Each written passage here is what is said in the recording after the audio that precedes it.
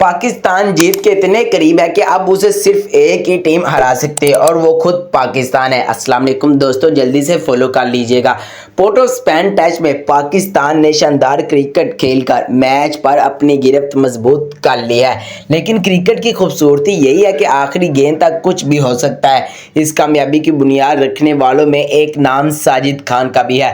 पहली इनिंग्स में सिर्फ 30 रन शायद स्कोर बोर्ड पर बड़े ना लगे, लेकिन उन्हें रन ने पाकिस्तान को 43 रन की अहम बढ़तरी दिलाई। कभी कभी ऐसी छोटी इनिंग्स ही बड़े मैच जितवा देती है। और अब बात करते हैं अब्दुल्ला शफीक की। उन्होंने ऐसी क्लासिकल बैटिंग की जिसने वेस्ट इंडीज के बॉलर्स को बेबस कर दिया। 160 से ज्यादा रन की शानदार इनिंग्स, 2021 के बाद छठी टेस्ट सेंचुरी और एक और खास बात, उनके तीनों 150 प्लस स्कोर बैरूने मुल्क आए हैं। यही वो परफॉर्मेंस है जिसका पाकिस्तानी शौकीन काफी अरसे से इंतजार कर रहे थे। लेकिन एक सवाल अब भी मौजूद है, क्या अब्दुल्ला शफीक का मुसलसल ऐसी ही इनिंग्स खेल सकेंगे?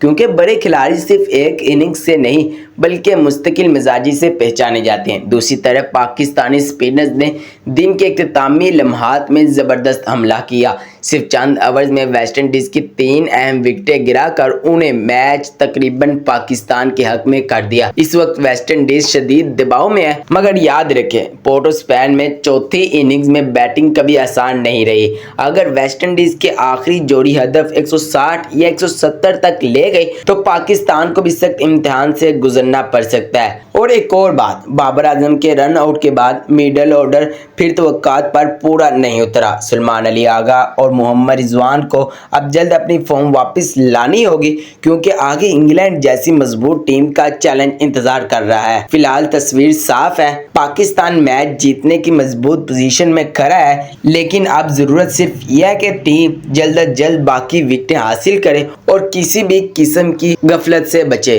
आपकी पेशगोई क्या है? क्या पाकिस्तान आज ही ये मैच अपने नाम कर लेगा या वेस्ट इंडीज आखिरी लम्हात में सरप्राइज देगी? अपनी राय कमेंट सेक्शन में जरूर बताइएगा।